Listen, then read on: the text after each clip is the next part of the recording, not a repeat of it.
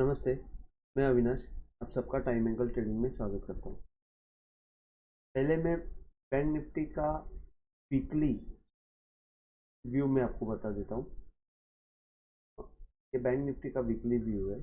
जैसे कि last time मैंने बोला था कि बजट डे का हाई जब तक क्रॉस नहीं होता है, बजट डे के हाई का अपवर्ड एंगल जब तक क्रॉस नहीं होता है, तब तक तेजी आने वाली नहीं।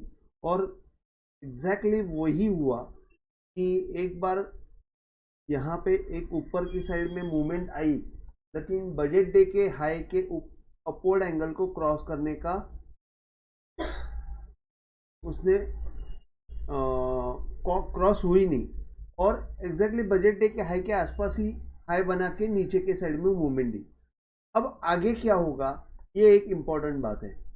अभी जैसे कि सब लोग ने जो पोजीशन बनाई है, वहाँ पे अभी ऐसे दिख रहा है कि यहाँ पे एक अच्छा डिस्ट्रीब्यूशन हुआ है, ऐसे दिख रहा है। अभी डिस्ट्रीब्यूशन हुआ है, एक वी शेप रिकवरी आया है और एक डिस्ट्रीब्यूशन हुआ है।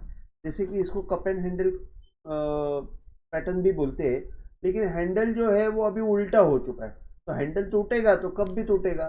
तो यही एक प्रॉब्लम है कि यहाँ पे अगर ये फ्राइडे के लो का अगर डाउनवर्ड एंगल टूटता है, तो यहाँ पे बेयर्स के कंट्रोल में मार्केट चला जाएगा, बैंक निफ्टी चली जाएगी। अब यहाँ पे तकलीफ ये है कि अगर आप देखेंगे कि यहाँ से ये जो लो बना हुआ है, ये लो से मैंने उस ये लो से अगर हम लोग यहाँ पे कैनफैन डालते हैं तो हमको क्या दिखता है, तो ये 1/8 का एग्जैक्ट उसने लो पकड़ा हुआ है, मतलब 1/8 के अंदर गया हुआ नहीं है। तो एग्जैक्टली वही मैं बताना चाहता हूँ कि अगर ये लो का अगर डाउनवर्ड एंगल टूटता है, तो थोड़ी सी मूवमेंट जो है वो वीकनेस आ जाएगी और बेयर्स के कंट्रोल में मार्केट चला जाएगा, और फिर 40,200 तक की मूवमेंट हमको दिखने को मिल सकती है। मतलब 1000 पॉइंट की यहाँ से नीचे की मूवमेंट आ सकती है। अभी ये हम लोग ने नज़दीक के हाई से देखा। अगर हम लोग इसको अगर हम लोग लंबे व्यू से देखते हैं, जैसे कि ये लो से अगर हमने देखा, तो यहाँ पे मैंने यहाँ पे भी बताया था कि ये 1/4 का जो एंगल है वो क्रॉस जब तक नहीं होता है, मतलब वही जो बजट डे का जो हाई है उसका अपवर्ड एंगल और ये 1/4 का एंगल, और वो जो लेवल था वो 42,300 से लेके 500 का जोन था, वो जब तक क्रॉस नहीं होता है तब तक यहाँ पे ऊपर की साइड में मूवमेंट नहीं आएगी, ये मैंने कंफर्म बोला था। और वैसे ही हुआ। अभी आगे यहाँ पे ऐसे हुआ है कि 3/1 के अंदर भी आके बंद हुआ है। अगर हमको यहाँ से सेलिंग का मूवमेंट मिला, तो यहाँ से भी दिख रहा है कि 39,850 की मूवमेंट आ सकती है। अब यहाँ पे 1,500 पॉइंट तक की मूवमेंट दिख सकती है। तो हमको अभी करना क्या है, तो अगर ऊपर की साइड में फ्राइडे का लो अगर इंटैक्ट हुआ, तो मैं बोलूँगा तेज़ी के लिए हम लोग खड़े रह सकते हैं। अगर हमने तेज़ी की है तो फ्राइडे के लो के स्टॉप लॉस से खड़े रह सकते हैं, और अगर फ्राइडे का लो का डाउनवर्ड एंगल टूटा तो आपको पोजीशन स्क्वायर अप करके तेजी मंदी की तरफ जाना चाहिए। ये मेरा रिकमेंडेशन रहेगा। लेकिन अगर आपको इंट्राडे में डाउनवर्ड एंगल टूटा है कि नहीं ये कैसे पता चलेगा, अगर आपको वो समझ के लेना है, या तो इंट्राडे में आपको वो डाउनवर्ड एंगल टूटने का एग्जैक्ट समय जान के लेना है, तो आपको टेलीग्राम चैनल में मैंने डिस्क्रिप्शन दिया हुआ है, वहाँ पे जाके आप ज्वाइन हो सकते हो। वहाँ पे मैं लाइव सिग्नल देता हूँ। लेकिन ये वीक में मैं शायद 2-3 दिन नहीं हूँ, मैं बाहर गाँव जा रहा हूँ। तो आप टेलीग्राम ज्वाइन कर लीजिए, लेकिन मैं नेक्स्ट वीक में आपको कंफर्म आगे का व्यू देते जाऊँगा। और अगर कोई मेरे हिसाब से अगर कोई अच्छा पॉइंट ब्रेक हुआ, तो मैं कोशिश करूँगा कि मोबाइल से मैं कुछ सिग्नल देने की कोशिश करूँगा। अच्छा, ऊपर की तरफ 40,300-400 क्रॉस जब तक नहीं होता है, अब ना सॉरी 42,300-400 जब तक क्रॉस नहीं होता है, तब तक हमको तेजी का सोचना ही नहीं है। अभी हमको सिर्फ इतना ही सोचना है कि ये लो होल्ड होता है क्या, बस इतना ही। अभी इंट्राडे के व्यू में मैं आपको बताता हूँ। इंट्राडे में बैंक निफ्टी ने एक छोटा सा स्मॉल सिग्नल जनरेट किया हुआ है। मैं जैसे कि ये बताता हूँ, यहाँ पे अगर आप देखते हैं कि ये लो के नीचे ये लो मारा, और लो मारने के बाद यहाँ पे आप देखेंगे कि इसका अगर अपवर्ड एंगल क्रॉस हुआ है तो यहाँ पे एक छोटा सा बाई सिग्नल जनरेट हुआ है। अब मॉर्निंग में क्या हुआ, बैंक निफ्टी मॉर्निंग में जैसे ही नीचे की तरफ खुली तो यहाँ पे सेल सिग्नल ऑलरेडी जनरेट हुआ था। जैसे कि ये लो के नीचे ये लो मारा था, सॉरी एक मिनट ना, सेल सिग्नल तो ऑलरेडी जनरेट हुआ था। और जैसे कि ये कल का लो से अगर हम लोग डाउनवर्ड एंगल डालते हैं तो वो तो ब्रेक होके ही नीचे ओपन हुआ है, तो हम लोग को यहाँ पे डायरेक्ट भी हम सेल कर सकते थे। अगर हमने डायरेक्ट सेल नहीं किया तो ये जो लो का डाउनवर्ड एंगल है वो अगर टूटता है तो यहाँ पे हमको सेल करना है, और ये सेल होने के बाद क्लियर कट साइड नीचे की मूवमेंट आपको दिखाई दी। तो यहाँ पे एक सेल सिग्नल जनरेट हुआ, डाउनवर्ड एंगल टूटने के बाद थोड़ा सा यहाँ पे इसने समय बिताने के बाद नीचे की साइड में मूवमेंट दे दी, और यहाँ पे एक स्मॉल बाय सिग्नल जनरेट हुआ। अपवर्ड एंगल बाय हुआ है तो इसका मतलब ये जल्दी ब्रेक नहीं होगा। ऊपर की साइड में हमको कैसे वो सेल सिग्नल जनरेट करेगा वो हमको देखना पड़ेगा।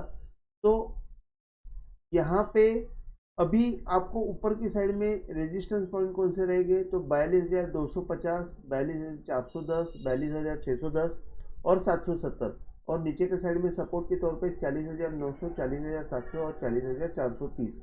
अगर ये कोई भी हाल में 40,900 के नीचे अगर जाता है तो ये तकलीफ वाला मामला हो सकता है।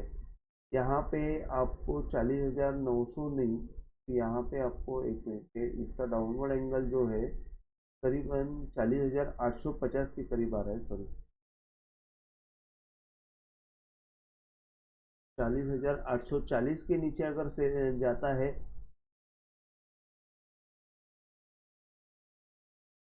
840 के नीचे जाता है तो सेल सिग्नल एक अच्छा जनरेट हो जाएगा, और वहाँ से फिर हमको नीचे की साइड में मूवमेंट दिखेगी। तो बैंक निफ्टी के बारे में इतना ही। निफ्टी के बारे में मैं बताता हूँ। निफ्टी का पहले मैं डेली का चार्ट बता देता हूँ। निफ्टी में भी सेम मैंने बताया था कि जब तक बजट डे का हाई का अगर अपवर्ड एंगल जब तक क्रॉस नहीं होता है तब तक आपको ऊपर की तरफ मूवमेंट दिखेगी नहीं।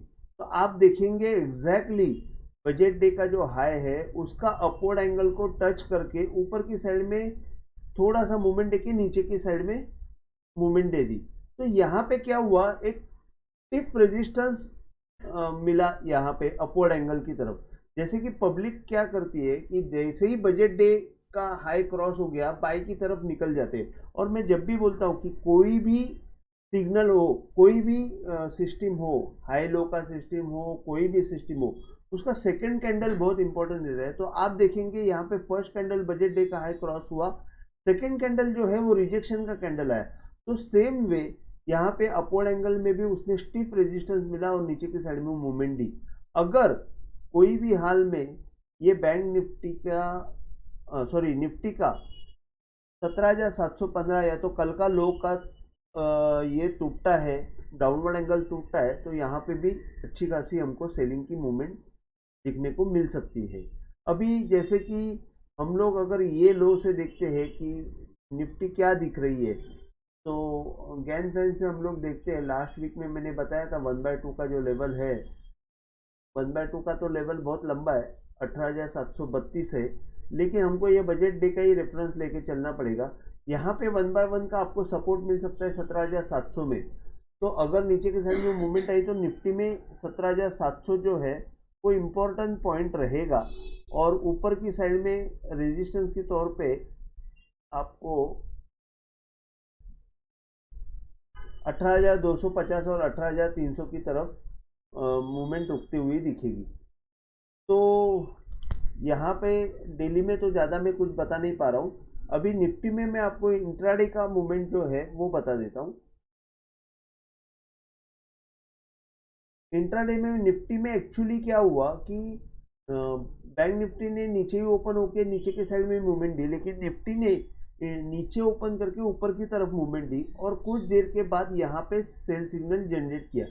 जैसे कि एक्चुअली ये तो सेल सिग्नल ही माना जाता है, क्योंकि जब तक ये नीचे ओपन होने के बाद ये जो हाई है, मतलब क्लोजिंग का जो हाई है, उसका अगर अपवर्ड एंगल क्रॉस नहीं होता है तब तक ये सेल सिग्नल ही माना जाएगा। तो आप देखेंगे एग्जैक्टली क्लोजिंग के अपवर्ड एंगल को टच करके निफ्टी ने सेल सिग्नल दे दिया।